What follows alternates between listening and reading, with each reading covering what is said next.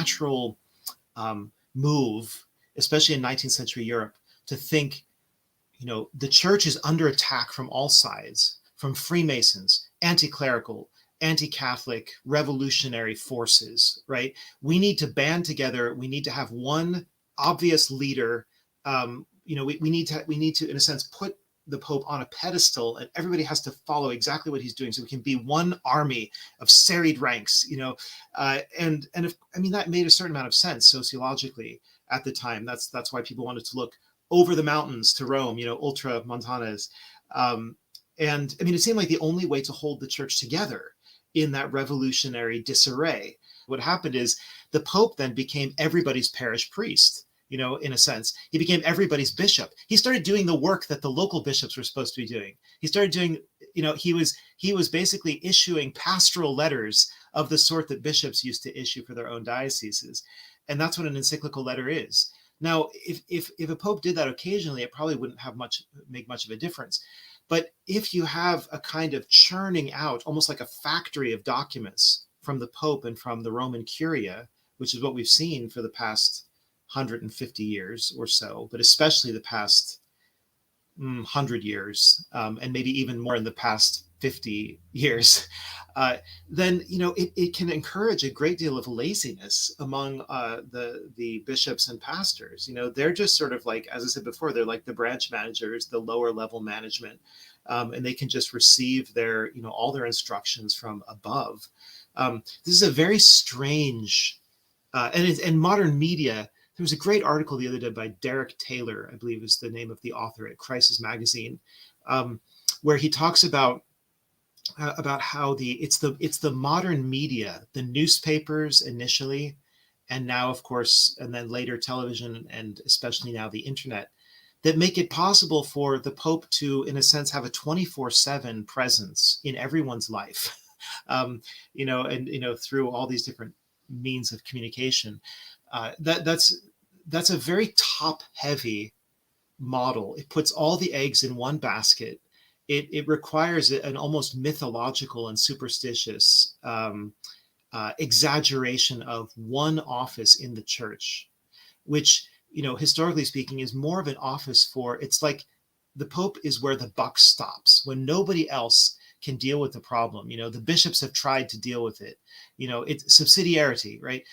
On the lower levels, the teaching and the ruling and the sanctifying is buzzing along as it's supposed to. And then, oh no, there's a huge problem that arises. Jansenism arises. We have to now look at the work of Cornelius Jansen, and we have to decide whether this is orthodox or not. That gets bumped up to the Vatican. The Vatican analyzes it and then condemns very precisely erroneous statements, right? It worked beautifully. That is the way that things are supposed to work. Benedictus says, one final clarification. Both of you are not rejecting the usage of papal encyclicals, are you? No, we're not rejecting the papal encyclicals, but something can be a good thing in and of itself, but it can sometimes have indirect consequences, which may not be even intended or foreseen by anybody.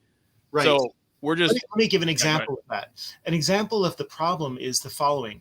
Almost everybody nowadays, when they talk about the church's teaching on contraception, they talk about the ban on contraception, as if it's just something that the church arbitrarily decides to, like, we're going to have a ban on, the sale of semi-automatic weapons, and we're going to have a ban on contraception or whatever. Okay, no. It's not a ban. The church has always taught that deliberately impeding the transmission of life in marriage is sinful. It's contrary to the primary end of marriage. And that's the universal ordinary magisterium, which is infallible. That is something that has been known long before Paul VI in Humanae Vitae. And the only reason that there was a question at all at Vatican II, in 1965, when I think it was Gaudium et Spes that punted the question to a papal commission. And then in 1967, the majority on the commission said that the Pope should approve the pill.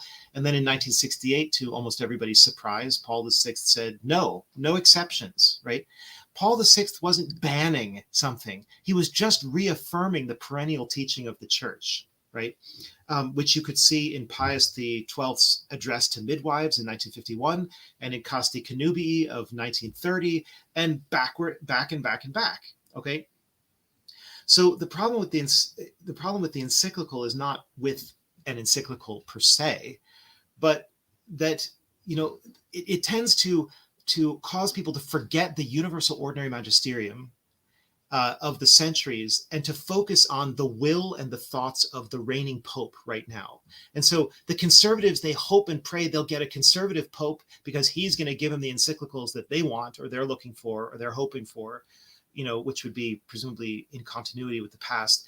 And the liberals and the progressives are cheering for a pope of rupture because he's going to give them encyclicals that say what they want, right? So then it all becomes politicized, and doctrine starts to become like a football that's, passed this way and that. That's so unhealthy. It's so destabilizing for the church. If a pope is not using his ex cathedra authority to define error, and if he's not binding Catholics to do something which is mortally sinful and deadly for their faith, then he can do any amount of other damage, but he's not undermining the dogma as such directly, frontally, definitively, and he's not commanding sin, right? Now, I realize that there are many questions that pop up from this, but that's my view. I have a minimalist view of what Vatican I Pastor Terence demands that we hold about the Pope, and I think that this is a form of realism, not a form of idealism. Does it undermine the indefectibility of the church if you can have popes that make mistakes on important matters? And especially if you have popes, as seems to be the case, as we get later on in time, who are catastrophic, not just making like one strategic mistake here or there, which is probably just almost impossible for any human being to avoid, regardless of what office he holds.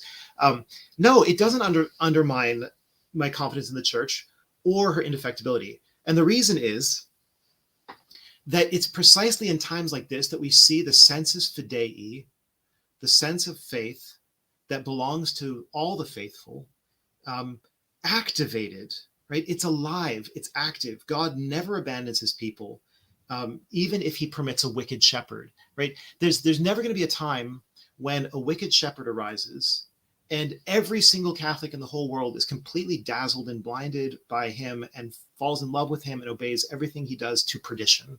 That's not going to happen. There's a reason why, when Vatican I comes around to defining when the Pope is infallible dogmatically, it goes to every possible length and takes such great pains to spell out all the conditions that have to be in place so that there's no guesswork about it.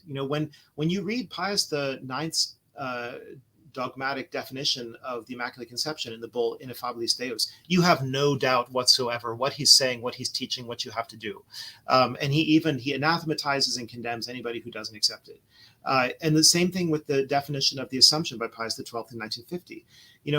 These popes were, in a sense, demonstrating what Pastor Terence is talking about as far as dogmatic infallibility is concerned. So what's my point? My point is, there actually are concrete, fixed reference points by which we can know what the Catholic Church teaches, what the Catholic faith is, how to live the Catholic religion. And contrary to what a lot of the Hegelian, Darwinian evolution of doctrine types of people want to sell you nowadays, there is a sense in which popes are bound by all of the popes who have preceded them and all of the councils who have preceded them and the universal ordinary magisterium before them. So a pope can't just say one fine day, you know what, the teaching of Humanae Vitae, that was given because people didn't understand as much back then about human psychology and sociology, and because they didn't realize the impact of human beings on global warming and yada yada yada, and therefore we're now going to say that in some circumstances contraception is permissible, right? If a pope ever said that, it would be dead in the water, right? And you could know that. It's not difficult to know that, right? Because the popes cannot expressly contradict the unanimous teaching of the church prior to their times.